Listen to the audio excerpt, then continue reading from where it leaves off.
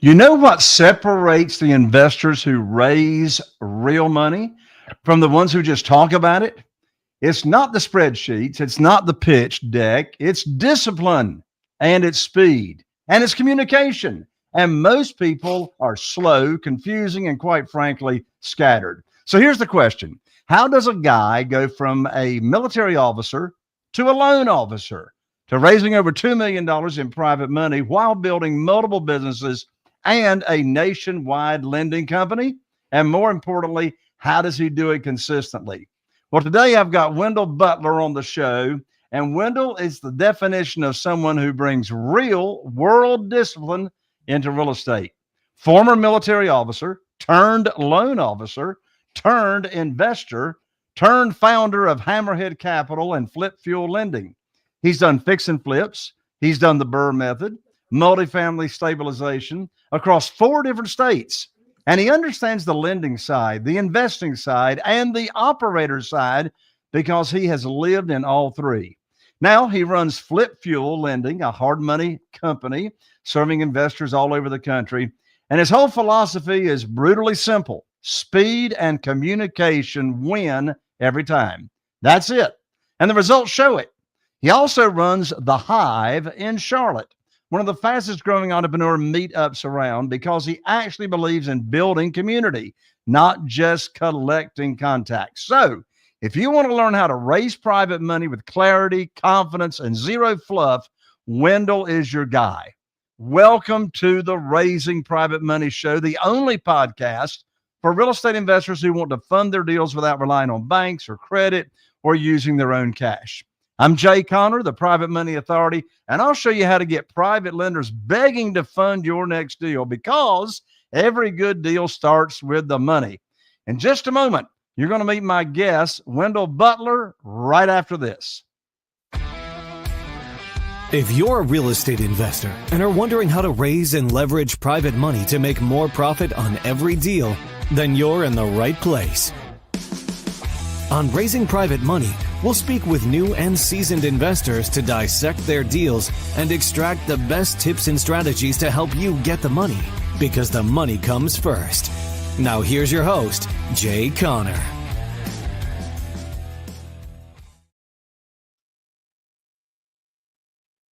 Wendell, welcome to the show, my friend. How are you?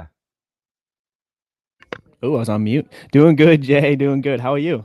I'm doing fantastic. Well, let's go ahead and dive into it. You've raised over $2 million in private money. Let me ask you, can you think back to some of those very first conversations you had that led you to getting your first private money lender? Do you remember how those conversations went, how you started conversations, what you actually said in the moment to start attracting the money? I think it was less about what I said. I think it was really more about what I did, right? So what I really focused on was building an initial track record, like using kind of like just my expertise in lending, understanding how deals work, and understanding how to actually make good deals happen, and forming a track record, showing that I've done it before, can replicate it, and there's proof in the pudding that I can, make these other individuals money as well. And once I had that, like a track record, and was confident enough to kind of speak about it, that kind of allowed me to have these discussions with more confidence and kind of lay it out. I would call it Barney style, to potential investors that I can raise money from, to make it less confusing for them, easier to understand and figure out, if they actually want to lend with me. So I think it was a combination of both, right? It was a combination of just building and doing, and having a track record, and then taking that in full confidence and full stride to then communicate it effectively with the investor, and break down what I was going to, the opportunity that I was presenting them, right? How much of a track record did you build? How many deals did you do? What did your track record look like before you started attracting private money? Absolutely. So in the beginning, I only had, I think, about 2. I only did 2 on my own, and they were really just like original, live and flips or house hacks. And they weren't like big or anything crazy of a deal. But the fact that I could leverage understanding money, finances, like as a loan officer, and find ways to do it myself and take the risk myself, really allowed me to build just a more confident track record. Yeah, it was only like 2 deals, but that alone provided enough value for my first investor to want to invest with me. Okay, so you got a couple of deals underneath your belt. So how did you start conversations? How did you, start approaching the subject or having a conversation about someone being a potential private lender with you? Absolutely. So I always like to start the conversation before, and I know you preach this too, like before even finding the deal, right? And using my past experience and track record of how I leveraged capital to create wealth or create profits. I started the conversations just being like, "Hey, this is what I've done." And it started with close friends and family, of course. I think you should always start with your closest inner circle, and then branch out from there, because they're just easier conversations, and they see what you're doing more, right? Because if you're posting on social media or you meet them at family events and stuff like that, you tell them what you're doing. Um, they have a better idea of like what you do, and like a first, I guess, they get the first look at it, right, and know you as a person. So from there, I started just communicating with my close inner circle, um, and talking about what deals I have done, and then how I would structure a deal if they wanted to get involved. And I broke it down very simply. I was just more like, I didn't get into equity splits or anything like crazy like that. I didn't get into um, any type of GP or LP type splits, like anything like confusing. It was really just talking about what rate of return can I get you based on the money that you provide me, whether that be a flat, interest rate, interest only, um, and giving a appetizing rate at that time for that, and that pique people's interest to then look into hearing more about opportunities, and I would get almost some soft commitments before even bringing them a deal. So once I had soft commitments, then once I had deals under contract or deals close to being under contract, I would then float them their way and then get the approval of yes or no. And if they said yes, we would move forward with the deal and get it done. Yeah, what you just said is so important, Wendell, and that is keeping it so simple, keeping the communication, the languaging, not using any kind of insider industry jargon. And, I know that's important to you. A confused mind does not make a decision. Actually, they do make a decision. That's called no. They want to understand, what's going on. And so I really appreciate you sharing that. Now you served in the military. Thank you for your service. And discipline is built, at least because of that, into your DNA. So my question is, how would you say discipline has shown up in the way you communicate with private lenders? Or how does it give you an edge? Yeah. So I think, utilizing discipline to have constant communication with investors or private money lenders is important, right? In understanding that you have to do what you said, right? Now, one thing that I'm very disciplined in is no matter what, I'm going to get my investor the money that I promised them. Even if the deal does go south, like I will get them that money, even if it comes out of my own pocket. And that's just the kind of morality and discipline that I have with every deal. So if you go into every conversation knowing like, hey, I'm going to get them that returns that I promised, even if it comes out of my pocket, uh, you just come with a lot more confidence in your conversation with them. Now, the discipline aspect, it when you're investing in real estate, it's important to be quote unquote disciplined because you want to have systems in place that you make sure hit the timelines. You want to make sure that you stay disciplined in your underwriting. You can't get emotional about deals. It's very, I would say you have to take emotion out of it and just look at the numbers. Numbers don't lie, right? If you look at ARVs, the numbers don't lie. If you look at how much a rehab is, the numbers don't lie. And you just have to be very disciplined with your numbers. And the more disciplined you are with your underwriting, which I think I just got from being a loan officer before and having that experience of underwriting many, many deals, the better off you'll be. Because if you always have a kind of a conservative type mindset and disciplined approach to your underwriting, if anything, your deal will only be better than you think it's going to be. So that's how I kind of use discipline in my success in my business so far, is just to always do the right thing, stay disciplined to the numbers. Numbers don't lie, and always have constant communication, clear communication, and constant follow-up with investors if they have any questions or if they have any thoughts or concerns about anything. That makes a lot of sense. Well, with your experience, Wendell, you come across very, very confident, as you are. And a lot of investors, particularly newer investors, they struggle with actually feeling confident about talking with a potential private lender. What advice would you give regarding mindset shift? What kind of mindset shift helped you go from maybe perhaps hesitating to raising millions in private money? So I think a lot of people approach it wrong, of raising money or even sales as a whole, right? So raising money, it's technically sales, right? You're trying to sell your service to then make someone money. But if you look at it that way, like, I need to sell this, I think right there is when you lose, right? Because people can really read past, I would say, the BS of if you're really just trying to sell someone or if you actually care and you're trying to help someone. So the mindset shift that you should have is you should look at every deal that you have as an opportunity for somebody, right? It's an opportunity that you created, even if you're newer, right? You found this opportunity. It's an opportunity that you are providing to someone to possibly be a part of, to make some money with you and get some rewards, right?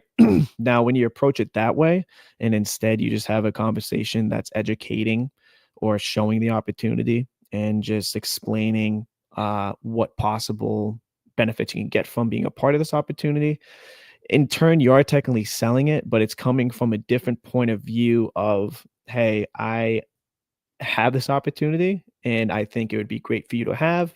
You don't have to say yes. You don't have to say no. It's up to you. But here's the facts. Here's the education on the opportunity. And it's totally up to you to make that decision. And if you approach it that way, where you almost come across like you don't need the money, even if you do need it, right? That approach usually is a lot more, it's just taken better, right? You build relationships better that way, and people can smell desperation from afar, right? So if you're really, I heard somebody say that one time. Yeah, like I think his name's Jay. But it's spot on, right? It's the exact way you have to approach it. And, if you smell or if you sound like you need it, like I wouldn't give you money if you were coming to me. I'd be like, ugh, like it just, no, I'd feel wrong, right? But if you're like, here's the opportunity, this is what the math is, take it or leave it. If you want to do it, sweet. If not, cool. Here's my track record. More people will invest with that approach. Maybe not that nonchalant, but I was being very broad with it. Right. Well, I couldn't agree with you more. I say all the time, the whole mindset thing, there's no chasing, there's no begging, there's no selling, there's no persuading. You're really not selling. What are you doing, as you said, to use your words, Wendell? You're offering an opportunity to serve these people, right? There's more private money and private lenders than there are deals, to tell you the truth. And one thing that takes the pressure off of selling is putting on what I call your teacher hat, right? Figuratively, put on your teacher hat, the private money teacher hat. And, I got 47 private lenders, and not one of them ever heard anything about private money until I started sharing it with them. So I sort of view myself as a doctor. I'm diagnosing, I'm looking to see if they have a problem. And the problem would be they're not happy with the returns on their investment capital or their retirement accounts. And so first, all I'm looking to do is diagnose if I have a solution to a problem that they have. And if they don't have a problem, then no problem. I just move on. And also, when you're not attaching a deal to offering the opportunity, then it just takes the pressure off. I mean, there's no deadline, I got to close by next week or the following week or whatever. And it just really allows you to put yourself in a position of a servant to offer these people a solution. This world of private money, I'm not looking for rich people. I'm looking for ordinary people that's got what I call lazy money. Well, what is lazy money? Lazy money is money that's laying around not working. Well, that's why I call it lazy. It's not working for the owner of that money. So here we come along offering a way, offering our private lending opportunity as to the interest rate we pay, how they can get their money back in case of an emergency, and how it's all about service. Now, you've been a loan officer for institutional money. You've talked about the underwriting that you've done, and that gave you some really, really good experience. So sort of walk us through your underwriting process. Now, here's what I mean by that. When we're raising private money, we are our own underwriter, which is a little hard for new capital raisers to wrap that around their brain, because we're so used to whoever we think, here we got to change the mindset. We think whoever's got the money makes the rules. That's the 99% of the world out there. Whoever's got the money underwrites it, sets the terms, sets the interest rate. But in this world, we are offering an opportunity and we are our own underwriter, so to speak. But, you've raised private money, but you're also, do the hard money thing as well. So walk us through the underwriting process. And what I mean by that is, what are the key things that you look for that make a deal what I would call private money ready? Yeah. So the way I look at it is with all my underwriting, I always start at, it's pretty simple. It's like whatever deal fits my buy box is usually always private money ready. And the reason I say that is we try to get a big enough spread that it doesn't really matter to the point that I can add more leverage to the deal. Like, say if I'm using hard money and then I'm also raising private money to be part of that, like I have a big enough spread that it doesn't really take out of my pocket or affect the deal at all, to make it get in trouble or have like too much of a profit loss. So it's kind of looking at each deal. I like to be very risk adverse. And I think it's from having a lender background. So we usually keep our deals pretty clean and pretty normal without a ton of risk. So for example, we like to do mostly just cosmetic upgrades. So like single family, 1-story brick ranches, 3-bed, 2 baths we love. And we like them when they're grandma clean.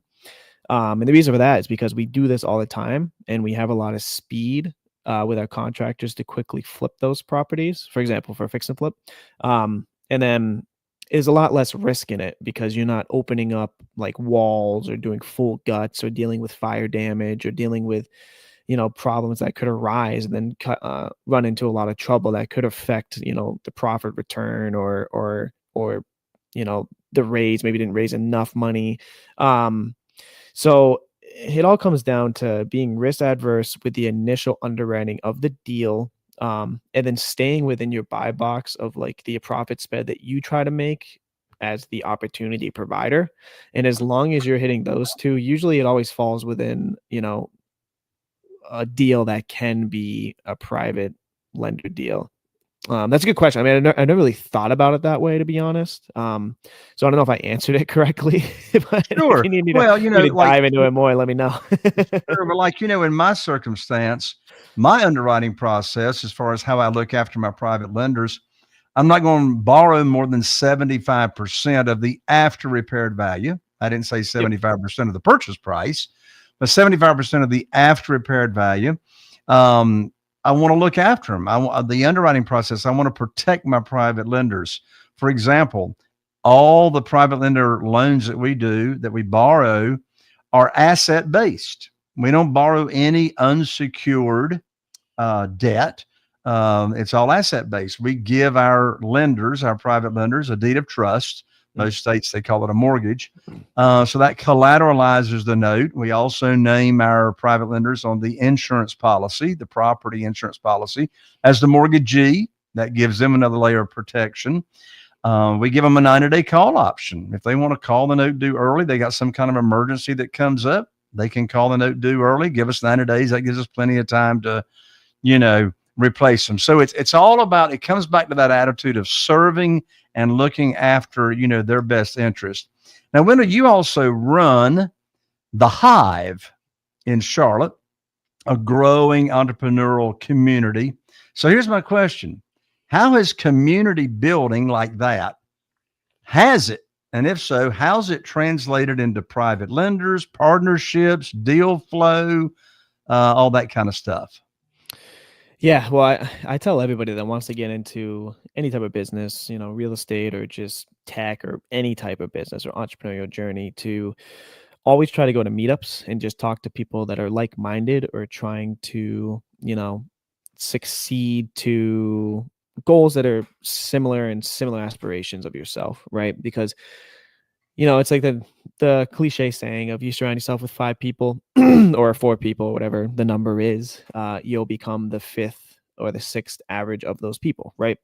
So it's the reason I started that event is in Charlotte, I couldn't really find one that was ran very well, that was like a full entrepreneurial type of networking event where you can meet a lot of like-minded individuals. Another reason is because you can build great relationships there. And from that, yeah, deals and, private money might arise, but I approached it with the mindset of building relationships, learning from other entrepreneurs about maybe how they run their business, which they can then transfer possibly into my business and how I run it better, and vice versa. I can help them too. Now, when you build true relationships like that, where you're trying to help everybody and become, like you said, like a servant to each other, deals, private money, things will just come because people start trusting you more, you start building relationships more, and it becomes a lot more of a fulfilling process. And you have stronger trust in relationships with people. So believe it or not, like, you would think I would have to start just a real estate focused entrepreneurial group to like try to get deals or try to get money. And if that was my only mind frame to do it, again, people would probably smell desperation, right? But instead I approached it as, this is where I find purpose anyway, is I approached it as trying to meet a ton of entrepreneurs, learn from them to help better myself and vice versa. Maybe I can give them some information that helps better themselves. And in turn, if I can get deals, private money, etc., from that as like a cherry on top, great. If I don't, oh well, it doesn't matter, because I'm still building myself internally as a better person. And in turn, that just makes your business more successful and profitable, and it just makes you a better person. So that's how I've approached it. And that's kind of what the Hive is about.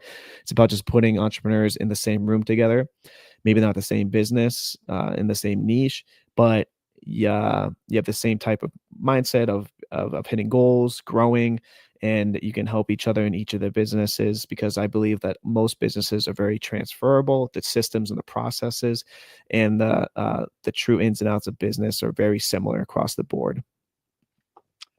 Beautiful insights there, Wendell. So for a new, or let's say maybe a mid-level investor listening right now, if they wanted to raise, say, their first $100,000 in private money in the next 30 days, what steps would you tell them to take? $100,000 in the next 30 days. I would say first, add an extra 0 to that and say, I'm going to raise $1 million. And that's not to stress you out, and it's not to make you freak out. It's to just set your goal higher than you think, because you're going to fall somewhere in between there, and it's going to end up being better than, like, the amount that you originally thought. I'm a big supporter of setting goals that are higher, not out of reach, but something that scares you, right? Because even if you don't get to it, you're going to be farther along than if you set the goal lower and didn't didn't get to that, right? Because you're gonna move along farther. But I would first say the first thing you want to do is educate yourself as much as possible. Say you're a new investor and you've never even done a deal, period, right? Maybe you can't get a track record, so you have no money. Maybe that's the barrier that you're running into. That's fine. Now, there's a ton of education out there. This YouTube, which is free. You can learn a ton on YouTube. YouTube University, one of the best places you can learn, right? You got tons of books, hundreds of thousands of real estate books out there from investors that are experienced. They've gone through it all. They have lessons to teach, and they're writing them literally in a book so you don't make the same lessons.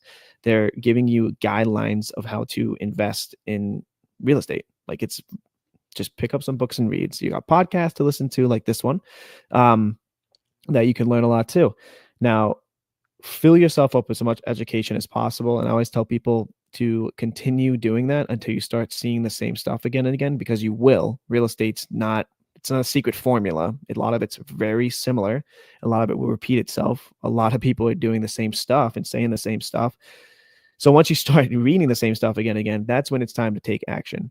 Now, you might not have a track record, but you have a ton of education now, and you have this ability, if you have time, you have the ability to actually do the deal or complete a deal. And this is when you can start talking to your inner circle of influence, which is usually your friends and family, right? You start telling them what you're trying to do, what you would like to do, and just educating them on what you learned, right? Now, not everybody's going to love it. Not everybody's going to be like, oh, heck yeah, I want to be part of that too. Some people will be like, oh, you're insane. You're crazy. In this economy, why would you ever want to do that? Real estate's, right? We deal with that every day. I'm sure Jay hears that a lot too.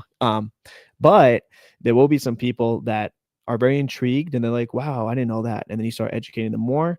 And then those ones, that's what you put on, like Jay said, you put on your teacher hat and you just continue educating them about how deals work, how you would look into a deal, how you'd possibly, organize a deal, and then see, pitch and just ask, say, hey, if I find one, would you be interested in joining in on and dishing some money, and being part of it?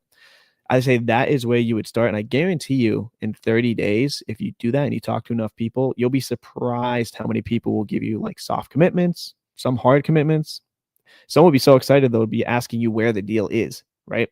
I guarantee you it'll happen. It's just all about being resilient, being disciplined, and 100% educating yourself before you start. Don't go into it blind. You have to educate yourself as much as possible before you have this communication and conversation with people. Otherwise, they'll be able to, know that you're just BSing. So that's how I would approach it. And I guarantee that within 30 days, you'll be able to raise a lot more than you thought. All right, Wendell, what you have said is absolutely solid. A lot of people talk about raising private money, but you actually gave us the mindset, the systems, the real conversations behind how you have actually gone out there and done it. So for everyone listening, if you didn't catch it, rewind this episode. Wendell dropped the exact frameworks he used to raise private capital, communicating with lenders, and building businesses that actually run instead of constantly breaking down. Wendell, before we wrap up, what's the best place for people to connect with you, learn more about Flip Fuel Lending, or plug into the Hive community that you're building? Absolutely. I built a website that's just called wendellbutler.com to make it easy. And I got links to all my businesses there. I got my contact information there if you want to shoot me an email, my social media as well. Just reach out anytime. I'm always here to help out or connect. So I'm all about connecting and having an abundance mindset. So reach on out. All right. So that website to connect with Wendell Butler is www.wendellbutler.com, spelled WENDELLBUTLER.com. And of course, all this will be in the show notes. Perfect. And for all of you listening, remember, private money does not go to the smartest investor. It goes to the most prepared investor, as Wendell was just talking about, the most consistent and the most trustworthy. Take what you've heard today, start applying it today, not when you feel ready. If you got value from this episode, share it with another investor who needs to hear this, and make sure you subscribe so you don't miss the next episode. This is Raising Private Money. I'm Jay Connor, and we'll see you right here on the next episode. Are you feeling inspired by the knowledge you gained in this episode? Then head over to jconner.com/moneyguide. That's jconner.com/moneyguide and download your free guide that shares 7 reasons why private money will skyrocket your real estate investing business right now. Again, that's jconner.com/moneyguide to get your free guide. We'll see you next time on Raising Private Money with Jay Conner.